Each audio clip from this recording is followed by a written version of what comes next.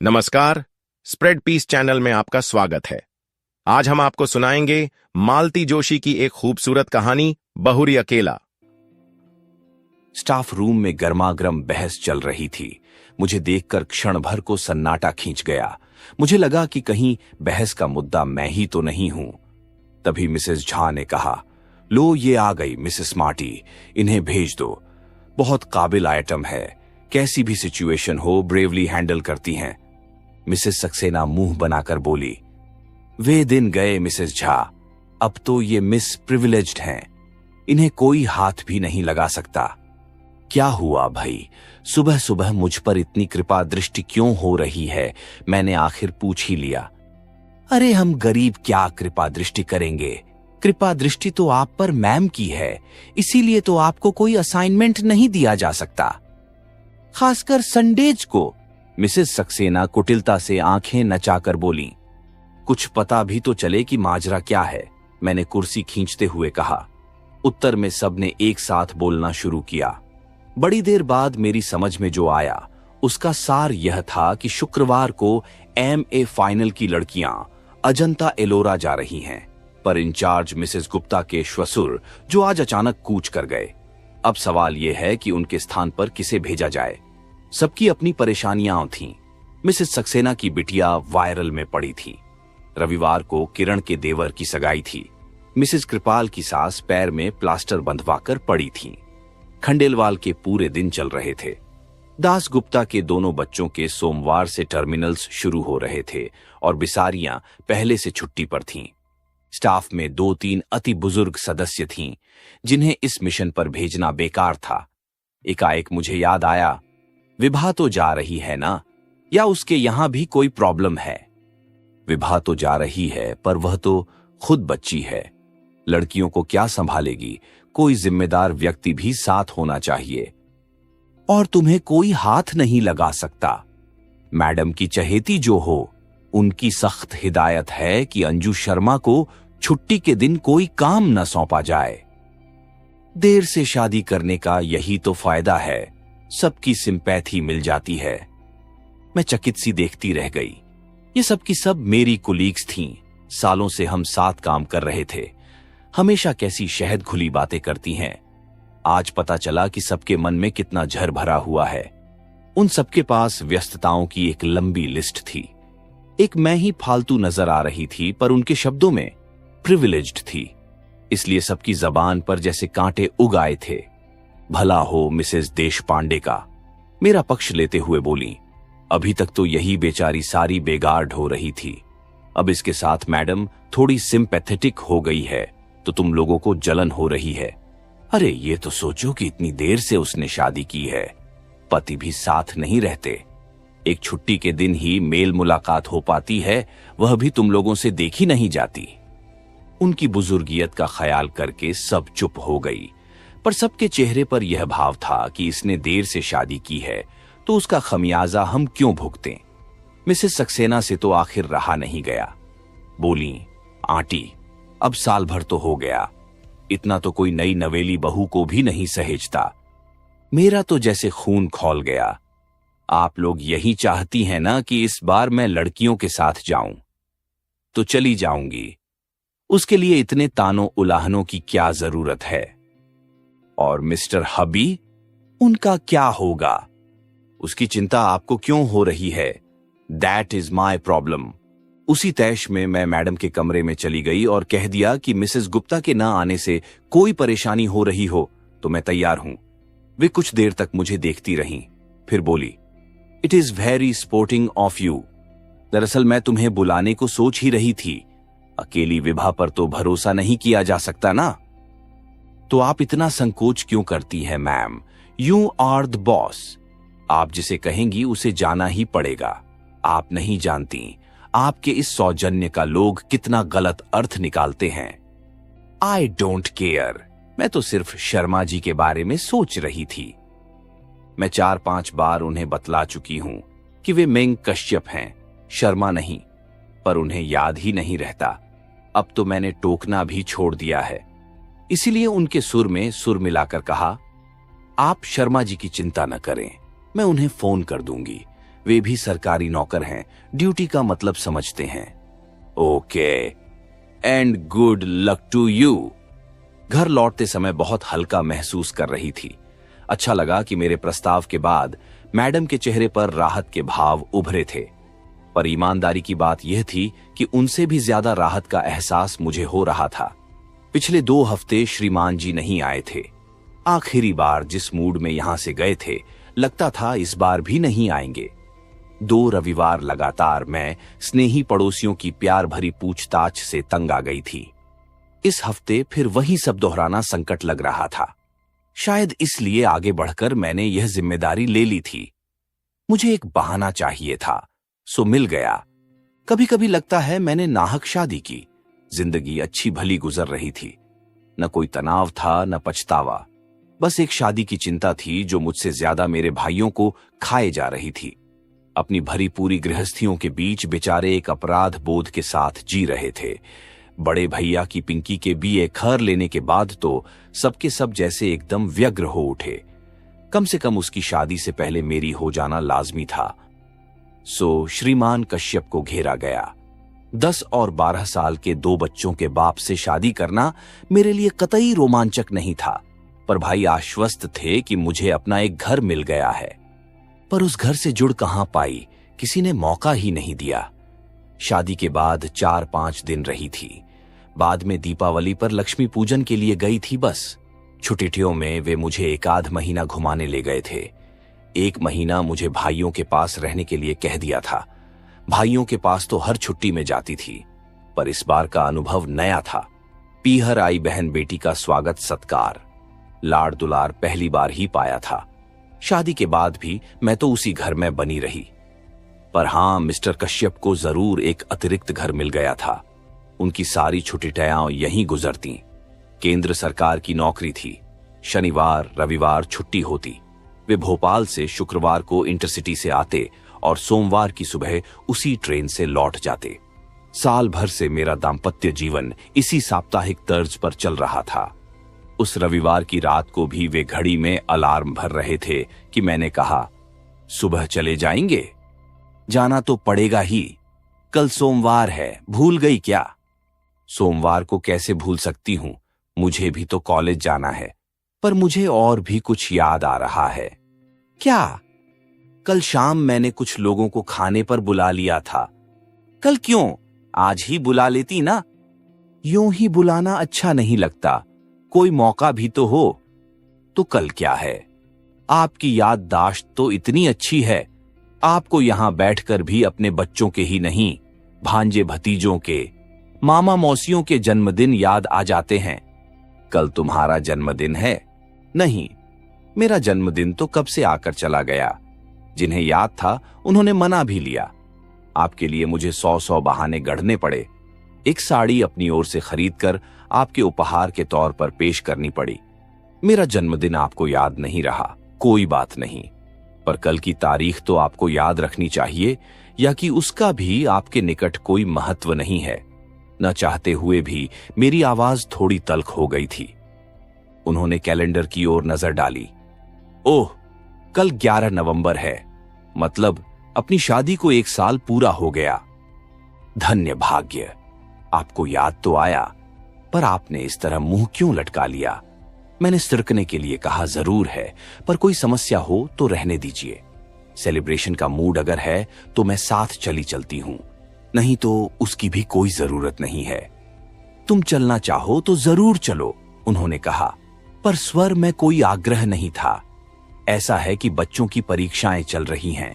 मंगलवार को शौनक का गणित का पेपर है, इसीलिए मेरा कल जाना जरूरी है। सेलिब्रेशन से मेरा मतलब किसी पार्टी से नहीं था। हम सब मिलकर बाहर खाना खा सकते थे या एकाध पिक्चर देख सकते थे। बच्चों की परीक्षाएं चल रही हैं तो कोई बात नहीं, हम लोग दिन भर साथ ही रह लेते। यह प्रस्ताव आपकी ओर से आता तो मैं उतने ही में खुश हो जाती, पर आपको तो याद ही नहीं था। आपको अम्मा जी के ठाकुर जी तक की याद रहती है। पिछली रामनवमी और जन्माष्टमी पर श्रृंगार का सारा सामान यहीं से ले गए थे। बस आपको मेरा जन्मदिन या अपनी शादी की सालगिरह याद नहीं रही। बार बार बच्चों का अम्मा का ताना क्यों दे रही हो? वे लोग मेरी जिम्मेदारी हैं। और मैं क्या हूं? सिर्फ जरूरत? कैसी जरूरत? यह भी बताना पड़ेगा। कुछ देर तक कमरे में भीषण स्तब्धता छाई रही। फिर मैंने ही कहा, आप बच्चों के सामने एक आदर्श पिता बने रहना चाहते हैं, इसीलिए मुझे तरजीह नहीं देते, जानती हूं। इसीलिए आज तक आपने मेरे स्थानांतरण के लिए प्रयत्न नहीं किया। आश्चर्य तो यह कि अम्मा जी ने भी कभी इसके लिए जोर नहीं दिया। Please leave my mother alone. मैं कोई उन्हें गाली थोड़े ही दे रही हूं, एक बात कह रही हूं। कोई भावुक महिला होती तो कहती, बहू तुम आकर जल्दी से अपना घर बार संभालो और मुझे छुट्टी दो। पर वे बड़ी प्रैक्टिकल हैं। उन्हें यही व्यवस्था रास आ गई है। घर में उनका एक छित्र शासन भी बना रहता है और बेटे को कोई परेशानी भी नहीं होती। वह आदर्श बेटा बना रहता है, आदर्श पिता बना रहता है और उसकी साप्ताहिक आनंद यात्रा भी निर्विघ्न चलती रहती है। आनंद यात्रा? वाह, तुम क्या सोचती हो? तुम कोई हुस्न परी हो जिसके लिए मैं दीवाना हो चला आता हूं। थक लगा जैसे किसी ने कलेजे पर एक घूंसा जड़ दिया हो। बड़ी मुश्किल से मैं उस पीड़ा को जज्ब कर पाई। फिर अत्यंत कसैले स्वर में कहा, मैं हुस्न परी होती तो 34 साल तक अनब्याही न बैठी रहती और न ही 2 बच्चों के बाप से शादी करती। ये बात कहने के साथ ही मैं दीवार की ओर मुंह करके लेट गई थी। इस कारण उनका चेहरा नहीं देख पाई, पर वह जरूर स्याह पड़ गया होगा। वे उस रात कब कहां सोए मैं नहीं जानती। सुबह अलार्म बजा था पर मैं नहीं उठी। उन्होंने शायद अपने से ही चाय बनाई थी, पर मैं दम साधे पड़ी रही। जाते समय उन्होंने मुझे आवाज दी भी हो तो पता नहीं। सुबह उठी तो लगा जैसे एक भयानक स्वप्न देखकर जागी हूं। उसके बाद आज तीसरा शुक्रवार है। जनाब की कोई खबर नहीं। रूठ कर गए हैं, सोचा होगा मना लेगी, पर हम मिट्टी के नहीं बने हैं। बल्कि गुस्सा तो हमें आना चाहिए था। अपमान तो हमारा हुआ है। सच तो यह है कि उनके न आने से मुझे राहत ही मिली थी, क्योंकि मुझे लग रहा था कि अब मैं उस व्यक्ति का स्पर्श या सामीप्य सहन नहीं कर पाऊंगी। सुबह बैग भर रही थी कि फोन खड़का। मैं बोल रहा हूं। मैं? कितना जबरदस्त अहम है, जैसे आवाज सुनते ही पहचान ली जाएंगे। अच्छा आप हैं? कहिए। हम लोग रात को 9 बजे तक पहुंच रहे हैं। फोन इसलिए किया कि खाना बनाकर रख सको। पिछले 2 शुक्रवार से मेरा खाना बर्बाद हो रहा था, पर मैंने उसका जिक्र न करते हुए कहा, हम लोग मतलब बच्चे भी साथ आ रहे हैं, इसीलिए बस से आ रहा हूं। ट्रेन बहुत लेट पहुंचती है। मैं पसुपेश में पड़ गई। मेरी चुप्पी से वे भी थोड़े विचलित हो गए। क्या हुआ? कोई समस्या? कहो तो बच्चों को न लाऊं। बड़ी मुश्किल से उन्हें राजी किया था। बच्चे आ रहे हैं तो दे आर मोस्ट वेलकम, लेकिन सचमुच एक समस्या आ गई है। मैं आज शाम को अजंता एलोरा जा रही हूं। प्रोग्राम बदल नहीं सकती?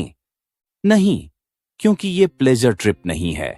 कॉलेज की लड़कियों के साथ इंचार्ज बनकर जा रही हूं। पर तुम ही क्यों? मैं क्यों नहीं? पिछले साल भर से तो उन्होंने मुझसे कोई काम नहीं लिया। मेरे सारे संडेज फ्री रखे। कॉलेज में इतनी परीक्षाएं होती हैं, पर कभी इन्विजिलेशन की ड्यूटी भी नहीं दी। पर किसी की सदाशयता का ज्यादा फायदा उठाना अच्छा थोड़े ही लगता है। आखिर ये मेरी नौकरी है।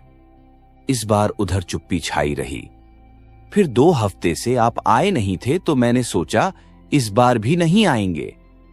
मैं 2 हफ्तों से नहीं आया तो तुमने कोई खोज खबर भी तो नहीं ली? एक बार फोन ही कर लेती। कारण मुझे मालूम था, इसीलिए फोन नहीं किया। मैं बीमार भी तो हो सकता था। बीमार होते तो फोन करते। आप तो नाराज थे। मैं तो आज भी आपकी आशा नहीं कर रही थी। शायद अम्मा जी ने। हर बार अम्मा को बीच में क्यों ले आती हो? बहुत श्रद्धायुक्त अंतकरण से कह रही हूं कि शायद अम्मा जी ने ही समझाया होगा कि कमाऊ बीबी से बनाकर चलना चाहिए। उधर से फोन पटकने की आवाज आई। मैंने भी परवाह नहीं की। अगर आप कड़वी बात कहते हो तो सुनने का भी हौसला रखो। जब सुन नहीं सकते तो कहते क्यों हो? कॉलेज से लौटते हुए अचानक ख्याल आया कि सफर के लिए कुछ जरूरी चीजें ले लूं। घर की ओर मुड़ने की बजाय मैं बाजार की ओर मुड़ गई। वह शायद मेरी होनी ही थी जिसने मुझे इस बात के लिए प्रेरित किया था, क्योंकि उस ओर मुड़ते ही एक स्कूल बस मेरे सामने आ गई। उसे बचाने के लिए मैं सड़क के इतने किनारे चली गई कि गिर ही पड़ी। क्षण भर को आंखों के सामने अंधेरा छा गया। पल भर में वहां भीड़ जुड़ आई थी। 4 सहृदय लोगों ने मुझे स्कूटर के नीचे से निकाला और पास के अस्पताल में पहुंचाया। मैंने तुरंत एक फोन पड़ोस में किया और एक कॉलेज में। नीतू और उसकी मम्मी फौरन दौड़ी चली आई और पूरे समय मेरे साथ बनी रहीं। कॉलेज में फोन करने का मेरा उद्देश्य सिर्फ यह था कि लोग मेरे भरोसे न रहें, पर खबर मिलते ही प्रिंसिपल मैडम भी 2-3 लोगों के साथ आ गई और जाते समय अपनी कार वहीं छोड़ गई। रात 10 बजे जब घर लौटी तो मेरे बाएं हाथ में प्लास्टर था, बाएं पैर की पिंडली में 6-7 टांके थे और घुटने और कंधे पर खरोंचें थीं। सौभाग्य से सिर पर कोई चोट नहीं थी, पर वह बेतरह घूम रहा था। घर आते ही पस्त होने से पहले मैंने बड़े भैया को फोन लगाया। मेरे कुछ कहने से पहले वे ही बोल उठे, अरे इतनी देर तुम कहां थी? मैं कब से फोन लगा रहा हूं। उनके स्वर में उल्लास फूट पड़ रहा था। मैंने अपनी बात कुछ देर को मुलतवी करके कहा, थोड़ा बाजार तक गई थी। पर आप मुझे क्यों ढूंढ रहे थे? अरे वो बीकानेर वाले पिंकी को देखकर गए थे ना, उनके यहां से हां आ गई है। अरे वाह, बधाई। लड़का 3 महीने के लिए जापान जा रहा है, इसलिए मां के साथ एक बार मिलने आ रहा है। मेरी इच्छा थी कि कल तुम दोनों भी आ जाते तो लड़के को देख लेते। दरअसल क्या है भैया कि मैं कॉलेज की लड़कियों के साथ टूर पर जा रही थी तो इन्हें आने के लिए मना कर दिया था। कब जा रही हो? आज ही जाना था, पर पता नहीं कैसे स्कूटर से गिर पड़ी। पट्टी वगैरह करवाकर अभी लौटी हूं। ज्यादा चोट तो नहीं आई? चोट तो ज्यादा नहीं है, पर आना जरा मुश्किल लग रहा है। खैर कोई बात नहीं, टेक केयर। इन लोगों से निपट लूं फिर आता हूं। नीतू मुझे देखती रह गई। यह क्या, आपने ठीक से बताया क्यों नहीं? वे बिटिया का रिश्ता तय कर रहे हैं, इस समय मैं उन्हें डिस्टर्ब नहीं करना चाहती। जीजा जी को तो फोन कर दिया होता। नहीं रे, यहां नहीं आना था, इसलिए उन्होंने टूर प्रोग्राम बना लिया था। घर पर अम्मा जी और बच्चे अकेले होंगे। इतनी रात को फोन करूंगी तो परेशान हो जाएंगे। जीजा जी के पास मोबाइल नहीं है। यही तो सोच रही हूं, इस जन्मदिन पर उन्हें प्रेजेंट ही कर दूंगी। बहुत परेशानी होती है। अच्छा नीतू, आज की रात तुम मेरे पास रह जाओगी। कल से मैं वासंती को बोल दूंगी। कैसी बात कर रही हो? आज तो मुझे रहना ही है। अपने घर पर खबर की भी होती तो सुबह से पहले कोई आता थोड़े ही। वह रात बड़ी मुश्किल से कटी। उपचार के समय उन्होंने जरूर कोई निश्चेतक दवा दी होगी। उसका असर धीरे धीरे कम हो रहा था और दर्द अपना अस्तित्व जताने लगा था। यूं तो दर्द निवारक गोलियां भी दी गई थीं, पर उन्हें कारगर होने में थोड़ा समय लगता ही था। घर का कोई साथ में होता तो मैं उसे सारी रात सोने नहीं देती, पर पराई लड़की को परेशान कैसे करती, सो सहनशीलता का नाटक करना ही पड़ा।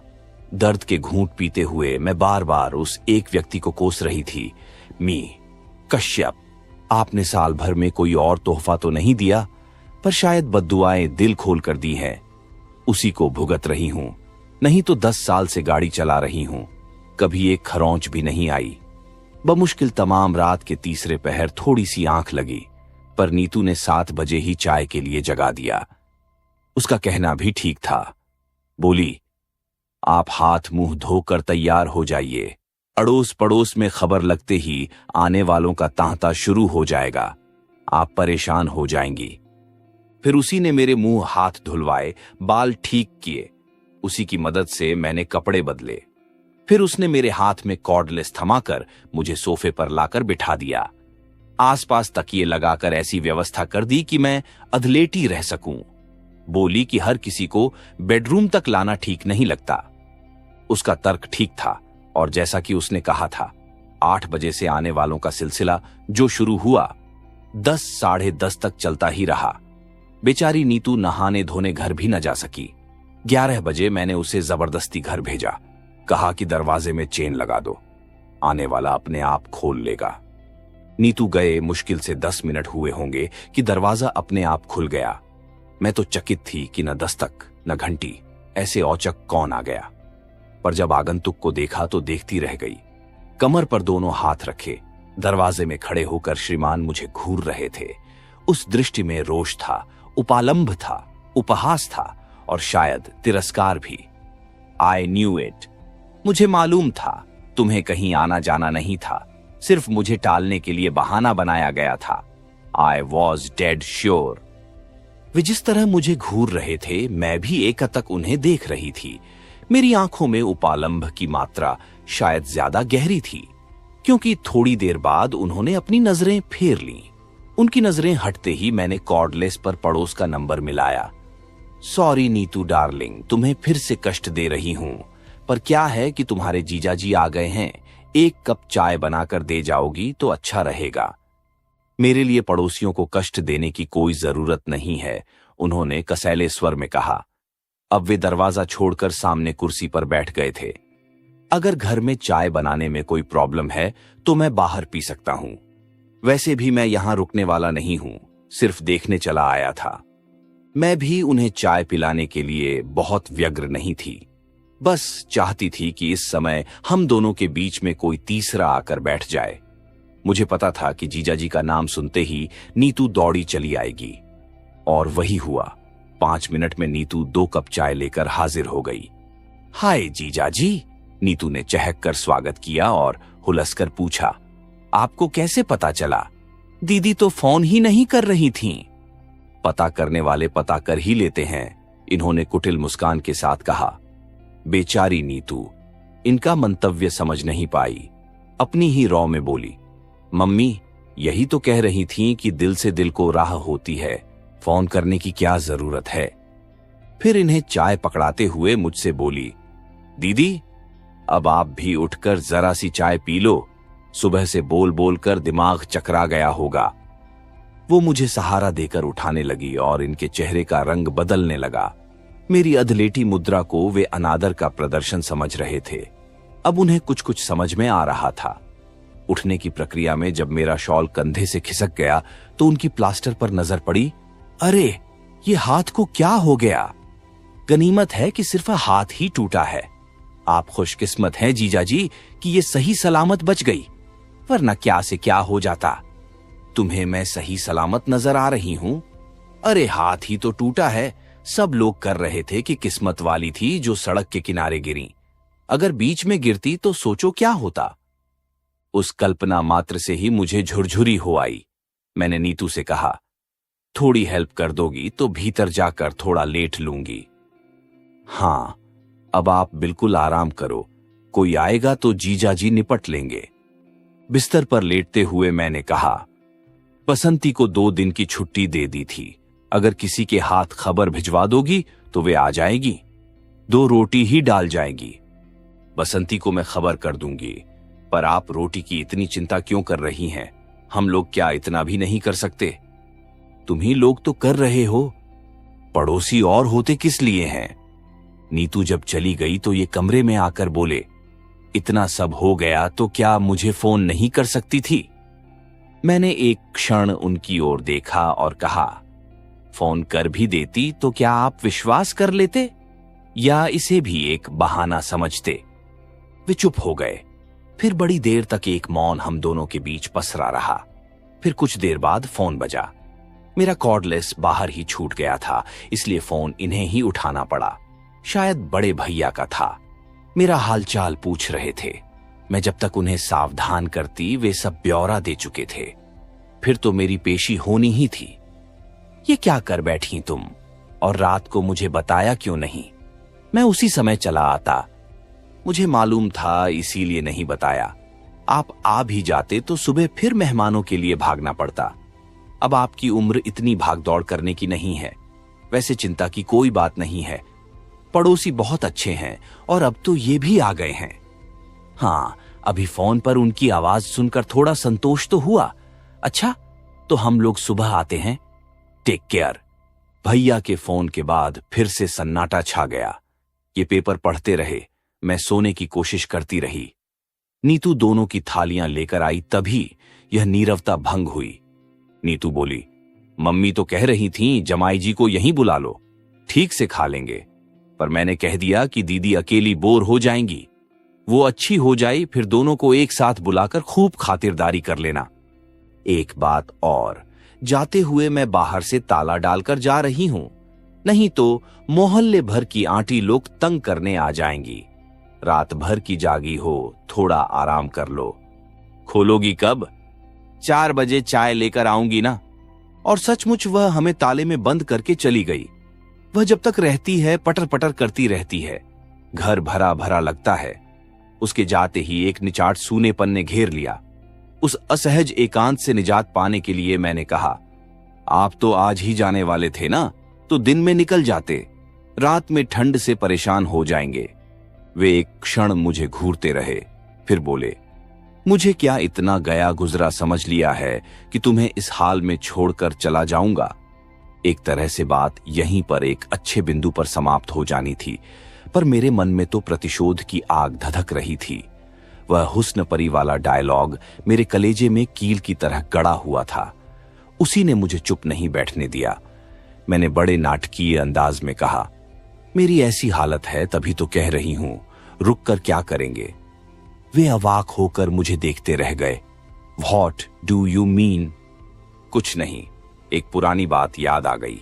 एक बार आए थे और मैं संकोच के मारे मैं क्षण भर को चुप रह गई। उस दिन आप कितना नाराज हुए थे, कहां था कि फोन तो कर देती। बेकार में 200-250 रुपए को छूना लग गया। उनका चेहरा फक पड़ गया। डूबती सी आवाज में बोले, उस बात को अब तक गांठ बांध बैठी हो? यही क्यों, और भी बहुत सी हैं। सारी गांठें खोलने बैठूंगी तो सुबह से शाम हो जाएगी। तुम तो ऐसे कह रही हो जैसे मैं तुम पर बहुत अत्याचार करता रहा हूं। प्रचलित मायनों में जिसे अत्याचार कहते हैं वह तो आप कर नहीं सकते थे, क्योंकि मैं उतनी बेचारी नहीं हूं। आपका तरीका बड़ा सोफिस्टिकेटेड है और अप्रोच बहुत ही प्रैक्टिकल। बहुत आसानी से आप सामने वाले की भावनाओं को अनदेखा कर देते हैं। मसलन अब कहां से शुरू करूं? चलिए शुरू से करते हैं। याद है जब शादी के बाद पहली बार हम लोग इस घर में आए थे, मेरी सहेलियों ने घर को बहुत कलात्मक ढंग से सजाया था। हमारा स्वागत भी बहुत शानदार हुआ था। हार फूल, संगीत, उपहार, मिठाई, और लोग इतने कि पैर रखने को जगह नहीं थी। उसके बाद जब हम अकेले हुए तो आपका प्रश्न था, फ्लैट तो बहुत सुंदर है, कितने का पड़ा? क्या मुझे यह पूछने का हक नहीं था? जरूर था, पर आपकी टाइमिंग गलत हो गई। उस निभृत एकांत की अवहेलना कर आप इंदौर और भोपाल की कीमतों की तुलना करते रहे। बातों बातों में आपने यह भी पूछ लिया कि मैंने लोन बैंक से उठाया था या GPF से लिया था, और यह भी कि किश्तें पट गई हैं या कि अभी बाकी है। मेरे ख्याल से मुझे यह भी पूछने का हक नहीं था। हक 100% है, पर यह विषय उस दिन के लिए नहीं था। मुझे मालूम है मेरी शादी में मेरी नौकरी, मेरा वेतन, मेरा फ्लैट प्लस पॉइंट्स थे, पर वे ही अहम मुद्दा होकर रह जाएंगे और मैं गौण हो जाऊंगी, यह नहीं सोचा था। अगली बार आप जब आए तो आपने नॉमिनेशन के बारे में पूछा था। मैंने दोनों भाइयों के बेटों को फ्लैट और GPF के लिए नॉमिनेट किया था। आपने कहा कि अगर नामांकन बदलना है तो फुर्ती करनी होगी, नहीं तो बाद में बहुत परेशानी होती है। इसमें गलत क्या था? सरकारी दफ्तर में काम करता हूं, रोज देखता हूं कि लोग बाद में किस तरह परेशान होते हैं। मैं भी जानती हूं, पर महीने भर पहले ब्याही औरत भविष्य के सपने देखती है। उसे वसीयत के बारे में सोचना जरा अच्छा नहीं लगता। बदली हुई परिस्थिति में शायद मैं खुद इस विषय में पहल करती, पर आपकी उतावली देखकर वितृष्णा हो आई। इसके बाद तो शोषण का एक अनवरत सिलसिला शुरू हो गया। मेरे टेलीफोन का बिल दुगुना तिगुना आने लगा। सब लोग छेड़ते कि रात रात भर मियां से बात करती होगी। उन्हें क्या पता कि मियां ने घर पर बात करने के लिए एकदम मना किया हुआ है, और दफ्तर में बात करना मुझे अच्छा नहीं लगता। उन्हें कैसे बताती कि यहां आकर श्रीमान को सारे दोस्तों के भाई भतीजों के जन्मदिन याद आ जाते हैं। सारे रिश्तेदारों की मिजाज पुरसी और मातम पुरसी यहां से होती है। ये तो शायद तुम्हें भी पता होगा कि लॉन्ग डिस्टेंस कॉल संडेज को सस्ती पड़ती है और अक्सर संडेज को मैं यही होता हूं। हाँ, मुझे पता है और मुझे यह भी पता है कि इंदौर का कपड़ा मार्केट बहुत अच्छा है, इसलिए चादरें और पर्दे यहीं से खरीदना चाहिए। यहाँ के रेडीमेड गारमेंट्स की मंडी भी बहुत मशहूर है, इसलिए बच्चों के जन्मदिन के कपड़े यहीं से लेना चाहिए। यहाँ जब तब गर्म कपड़ों की सेल लगती है, इसलिए अम्मा जी के लिए शाल और स्वेटर यहीं से जाएगा। इसके अलावा और भी फरमाइशी चीजें हैं, जैसे फरियाली सामान, नमकीन, राहुल के लिए कैमरा, एटलस, रीना के लिए बारबी का सेट, कलर बॉक्स वगैरह। और मुझे यह भी मालूम है कि आपने घर पर यह कभी नहीं जताया होगा कि यह फरमाइश कौन पूरी कर रहा है। देखो, ज्यादा एहसान जताने की जरूरत नहीं है, हिसाब लगाकर रखना, अगली बार आऊंगा तो सब चुकता कर जाऊंगा। हिसाब करने की जरूरत नहीं, क्योंकि ये सब मैंने अपने घर के लिए, अपने बच्चों के लिए किया था। जिस तरह शादी के बाद यह घर आपका हो गया, मैंने सोचा कि वह घर भी अब मेरा ही है। इसलिए एहसान की कोई बात नहीं है, बात अधिकार की है। राहुल को जन्मदिन पर डांस करना था, आप यहाँ का म्यूजिक सिस्टम ले गए। बच्चों को गर्मियों में पिक्चर्स देखनी थीं, आप यहां से वीसीडी प्लेयर ले गए। बार बार बिजली गुल होने से बच्चों की पढ़ाई हर्ज होती है, इसलिए मेरा इमरजेंसी लैंप भी भोपाल पहुंच गया। मैं शिकायत नहीं कर रही हूं, आपको अधिकार था और आपने उसका उपयोग किया, पर यह तो वन वे ट्रैफिक हो गया। मुझे तो कोई अधिकार मिला ही नहीं, मेरा तो सिर्फ एक्सप्लॉयटेशन किया गया। वाह, सुनने में बुरा लगता है ना? शोषण कहूंगी तो और भी बुरा लगेगा, पर मेरे साथ यही हो रहा था और वह मेरी समझ में भी आ रहा था। पर मैंने मन को बहला लिया था कि मैं घर की किश्तें चुका रही हूं। घर जिसकी मुझे अरसे से तलाश थी, घर जो रिश्तों की मजबूत जमीन पर खड़ा हो, घर जो आपसी सामंजस्य और सद्भाव के सहारे टिका हो। पर वह घर तो मुझे मिला नहीं, आपने दिया ही नहीं। देखो, तुम्हारी तरह मैं साहित्यिक भाषा तो बोल नहीं सकता, लेकिन आप खूब बोल सकते हैं। आपका हुस्न परी वाला जुमला तो अब तक मेरे कलेजे में गड़ा हुआ है। कल रात भर मैं दर्द के मारे सो नहीं पाई थी, पर यह दर्द उस दर्द के मुकाबले कुछ नहीं था जो उस रात आपने मुझे दिया। ये घाव तो कल को भर भी जाएंगे, पर यह घाव ताउम्र हरा रहेगा। और आज तो आपने कमाल ही कर दिया। आज मैंने क्या किया? वे हैरान थे। आज आप सिर्फ मेरे सच को परखने यहां चले आए। मान लो मैं चली ही गई होती तो आपकी क्या इज्जत रह जाती, या मेरी ही क्या इमेज बनती? आपकी तो यह दूसरी शादी है। इतना तो आप भी समझते होंगे कि दाम्पत्य का आधार होता है विश्वास, और मिस्टर कश्यप, आपने उसे ही नकार दिया। फिर शेष क्या रहा? तभी दरवाजा खड़का। नीतू शायद चाय लेकर आई थी। हम दोनों अच्छे बच्चों की तरह चुपचाप बैठ गए।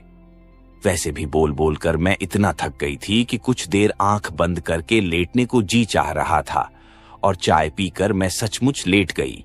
नीतू बोली, जीजा जी, शाम को क्या खाना पसंद करेंगे बताइए। व्यंग्यपूर्ण मुस्कुराहट के साथ वे बोले, मैं गरीब क्या बताऊंगा, अपनी दीदी से पूछो, गेस्ट ऑफ ऑनर तो वो हैं। और इतना कहकर वे बाथरूम में घुस गए। नीतू थोड़ी देर बैठी बतियाती रही, पर मेरी ओर से कोई प्रोत्साहन न पाकर चुपचाप उठकर चली गई। वे फ्रेश होकर आए और बालों में कंघी फेरते हुए बोले, अच्छा, मैं निकल रहा हूं। मैंने प्रश्नार्थक नजरों से उनकी ओर देखा। रतलाम वालों के आने तक रुकने का इरादा था, पर देखता हूं उसकी कोई खास जरूरत नहीं है। तुम्हारे अड़ोसी पड़ोसी बहुत अच्छे हैं, खूब अच्छी सेवा टहल कर रहे हैं। मेरी वजह से बल्कि असुविधा ही हो रही है। और हां, तुम्हारी सारी चीजें अगली बार ले आऊंगा, अगर आया तो, वरना किसी के हाथ भिजवा दूंगा। मैंने उठने का उपक्रम किया तो बोले, लेटी रहो, मेरे लिए फॉर्मेलिटीज करने की जरूरत नहीं है, वैसे भी आदरमान बहुत हो चुका है। सी ऑफ करने के लिए न सही, दरवाजा बंद करने के लिए तो उठना होगा। मैं लड़खड़ाते हुए उठ खड़ी हुई। लंगड़ाते हुए जब तक दरवाजे पर पहुंची, ये 2 मंजिल उतरकर बिल्डिंग के गेट तक पहुंच चुके थे। खिड़की से मैं उन्हें जाते हुए देखती रही। फिर मैंने बहुत मुश्किल से दरवाजा बंद किया। इतने से श्रम से भी मैं हांफ गई थी। देर तक बंद दरवाजे के सामने वहीं खड़ी रही जहां से मैंने उन्हें जाते हुए देखा था। मुझे लगा वे मेरे घर से ही नहीं, जीवन से भी चले गए हैं। अलविदा मौकश्यप, मैंने कहा। आज से मेरे घर और मेरे मन के दरवाजे आपके लिए बंद हो चुके हैं। घर का दरवाजा तो शायद कभी मजबूरी में खोलना भी पड़ेगा, क्योंकि इस शादी को इतना आसानी से मैं नकार नहीं सकती। इसके लिए मेरे भाइयों ने बहुत सारा श्रम और पैसा खर्च किया है, इसलिए इस शादी को तो मुझे ढोना ही पड़ेगा। पर मेरे मन का दरवाजा अब आपके लिए कभी नहीं खुलेगा, कभी नहीं। आप सुन रहे थे मालती जोशी की लिखी कहानी बहुरी अकेला।